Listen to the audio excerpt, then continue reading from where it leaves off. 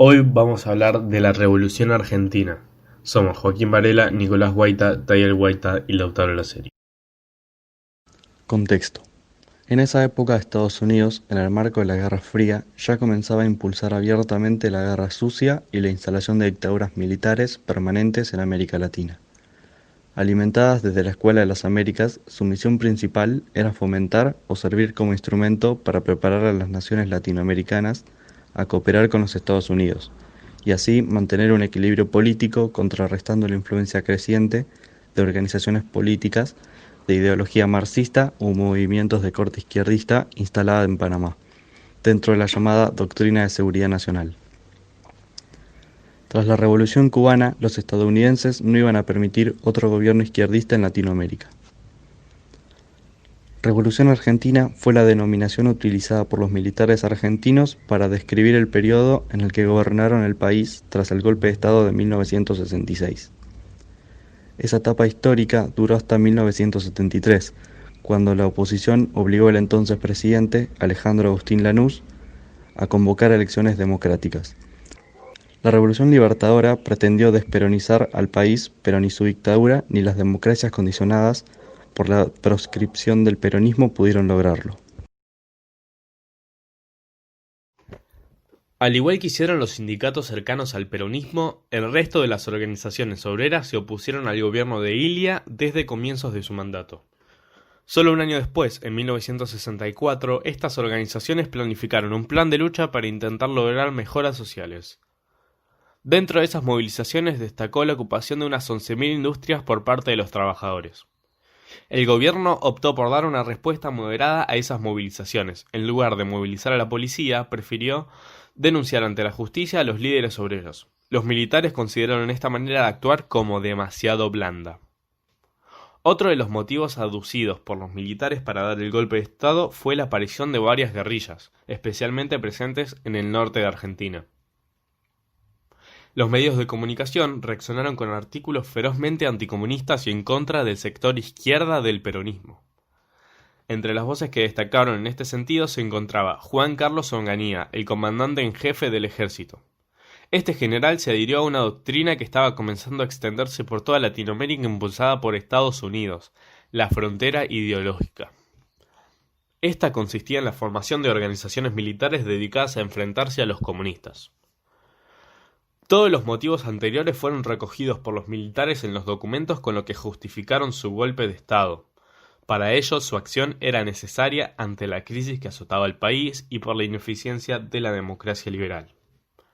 Así, los militares apuntaban que la pésima conducción de los negocios públicos por el actual gobierno, como culminación de muchos otros errores de los que le precedieron en las últimas décadas, de fallos estructurales, de la aparición de sistemas, de la aplicación de sistemas y técnicas inadecuadas a las realidades contemporáneas, han provocado la ruptura de la unidad espiritual del pueblo argentino. De igual forma, hacían referencia a la aparición del comunismo en Argentina. Todo ello ha creado condiciones de vida propicias para una sutil y agresiva penetración marxista en todos los campos de la vida nacional, y suscitando un clima que es favorable a los desbordes extremistas y que pone a la nación en peligro de caer ante el avance del totalitarismo colectivista. Después de 1955, los peronistas no tenían todavía la fuerza u organización suficiente como para tomar el gobierno, pero sí desestabilizaron a los sucesivos gobiernos que intentaron poner una fachada democrática.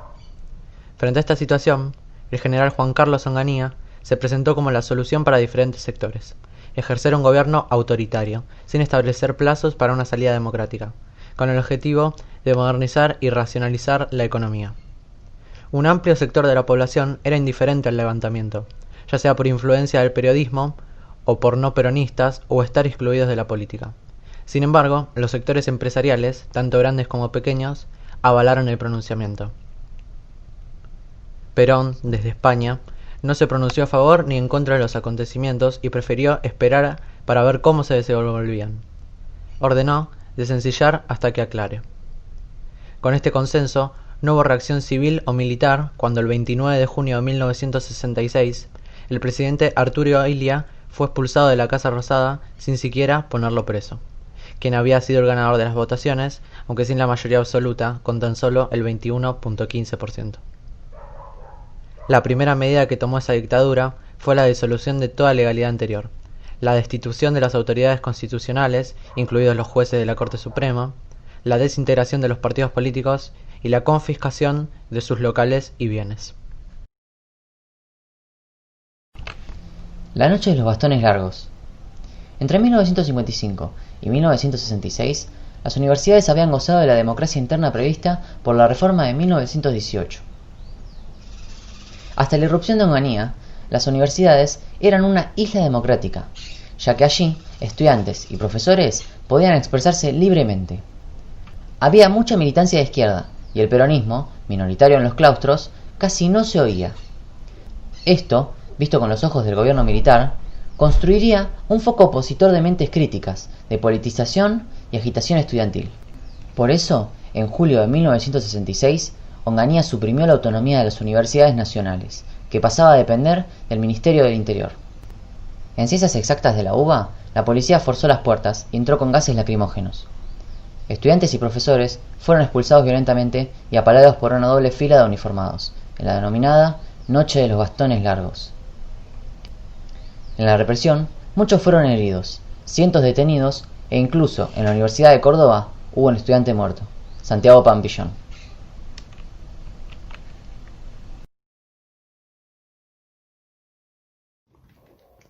El proyecto económico de Krieger-Bacena consistió en una recesión administrada de modo que favoreciera a las empresas más importantes y colaboró con la concentración de capitales. La finalidad era controlar la inflación, aminorar los costos industriales y atraer a capitales extranjeros. Algunas de las medidas tomadas fueron: devaluación del peso argentino en un 40%, congelamiento de salarios por 20 meses, acuerdo de precios y congelamiento de tarifas de servicios públicos y de combustibles, rebaja de los aranceles aduaneros para la importación en un 50%, retenciones o impuestos del 25% a la exportación de productos no industriales, es decir, agropecuarios. El resultado de la desnacionalización de la industria se visualizaba ya el año de iniciado el onganiato. En 1968, la principal empresa argentina estaba ubicada en el 14º lugar entre todas las del país. En 1969, entre las 100 mayores empresas localizadas en la Argentina, 83 eran extranjeras o tenían participación de los capitales foráneos.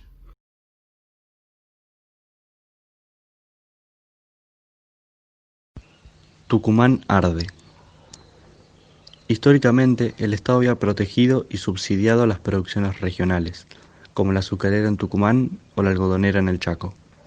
La inversión de dinero para favorecer a pequeños productores no era considerada racional por el onganiato. El régimen, con el pretexto de una crisis de superproducción de azúcar, eliminó los subsidios del Estado. Como consecuencia, cerraron 11 ingenios azucareros y se produjo el desempleo masivo en la región. 250.000 obreros azucareros fueron despedidos. Los pequeños productores de caña resultaron desplazados de la actividad. Se liquidaron cooperativas cañeras, fábricas proveedoras de herramientas y comercios que vivían de los ingenios. Una asamblea de la Federación Obrera de Trabajadores de la Industria Azucarera, FOTIA, en Santa Lucía, fue disuelta por fuerzas conjuntas tras un violento ataque. Los activistas se defendieron con bombas incendiarias, pero además de los detenidos y de los heridos, el saldo fue la muerte de Hilda Guerrero de Molina, trabajadora y cocinera de una olla popular. El ataque policial con balas a mujeres y niños desarmó la resistencia de los sectores afectados. El vaciamiento demográfico produjo pueblos fantasmas y el éxodo de casi una tercera parte de la población tucumana que migró hacia el conurbano bonaerense. Dentro de la política económica aplicada por Krieger-Bacena, se redujo los costos de mano de obra para las empresas, se congelaron los salarios de los trabajadores, se rebajó el monto de las indemnizaciones por despido arbitrario, se elevó la jubilatoria de 60 a 65 años, se impulsó la ley de arbitraje obligatorio en caso de conflicto laboral para no llegar a la huelga, se estableció la ley sobre el servicio civil de defensa, se eliminó en muchos casos el llamado trabajo insalubre, que consistía en trabajar 6 horas y cobrar 8. Con relación a los trabajadores portuarios, el régimen de Onganía eliminó numerosas conquistas obtenidas en 1946. Cuando declararon la huelga en repudio a estas medidas, la dictadura intervino en el sindicato y condenó a 5 años de prisión a su dirigente. Los trabajadores ferroviarios también sufrieron porque la racionalización económica de su gestión consistió en la eliminación de ramales de ferrocarriles deficitarios y el consecuente despido de muchos empleados. La CGT de los argentinos. En marzo de 1968, la oposición de los trabajadores al gobierno militar tuvo expresión en el Congreso de la CGT. El gobierno había anunciado que no reconocería la participación de los gremios intervenidos. Sin embargo, los sindicalistas combativos ganaron el control de la CGT y se eligió como nuevo secretario general a Raimundo Ongaro, del Sindicato Gráfico. Bandor y sus aliados desconocieron los resultados del Congreso y se instalaron en la sede del Calle Azopardo. A raíz de esta crisis entre el viejo y nuevo sindicalismo, la CGT quedó dividida en dos. La CGT Azopardo gozaba del reconocimiento del gobierno, por lo que pudo retener el local y los fondos. La CGT de los argentinos, dirigida por Ongaro, combativa desde sus inicios, pidió por la libertad de sus compañeros detenidos. El 1 de mayo de 1968 expresó sus ideas y convocó a la lucha a través del semanario CGT, dirigido por el periodista Rodolfo Walsh. En el semanario se denunciaba la situación de pérdida de derechos, las persecuciones y torturas, e informaba sobre las protestas obreras y toda forma de resistencia al régimen militar, estudiantil, universitaria, villera y de los sacerdotes del tercer mundo. En 1969, un decreto de Onganía ordenó clausurar el semanario de la CGT, y los últimos números debieron editarse clandestinamente. Correntinazo y Roseriazo. Las universidades continuaron siendo golpeadas por la dictadura de Onganía. Cuando aumentaron los precios en los comedores universitarios, fundamentalmente para todos los estudiantes del interior, se alzó la protesta en Corrientes. Debido a la represión policial, murió un estudiante. En repudio por estos sucesos, en todas las universidades del país se hicieron actos de protesta y hubo otra víctima en Rosario. El dolor y la indignación por las muertes multiplicaron las manifestaciones y se incrementó la violencia gubernamental. Otro estudiante rosarino, un adolescente del secundario, fue asesinado. Cordobazo. La dictadura de Onganía había permitido a empresarios de determinadas provincias que les pagasen a los obreros salarios menores a los acordados. Esto se conoció como quitas zonales. El argumento para las quitas era la promoción industrial, el menor costo de vida en esa región que Buenos Aires, y el sábado inglés que regía en varias provincias, por las cuales se pagaban por 48 horas aunque se trabajaran 44. El 29 de mayo se convocó una nueva huelga y manifestación en el centro de la nueva ciudad de Córdoba. Estudiantes y obreros marcharon unidos y la represión policial asesinó al estudiante Máximo Mena. La noticia se difundió y comenzó la lucha para rechazar a los policías con barricadas y pedradas. Se utilizaron bulones, hondas, clavos miguelitos y explosivos caseros. Se unieron encabezando la protesta los trabajadores del transporte y los de la Compañía de Electricidad de Córdoba, el sindicato Luz y Fuerza liderado por Agustín Tosco. Luego llegaron 4.000 obreros de la automotriz ICA Renault, los trabajadores de Fiat y grandes motores diésel. Al mediodía ya ocupaban 150 manzanas. Se situaron francotiradores que disparaban contra las tropas gubernamentales. Se atacaron comisarías, empresas extranjeras e instituciones que simbolizaran autoritarismo o imperialismo. Por la tarde, Onganía movilizó al ejército que ocupó militarmente la ciudad. Por la noche, los trabajadores del sindicato Luz y Fuerza produjeron un apagón para entorpecer el desplazamiento de las tropas. Recién el día 31, el ejército pudo dominar la situación, con un saldo de 34 muertos y aproximadamente 500 heridos y 300 detenidos. Todos estos sucesos dan pie a la denominada guerrilla,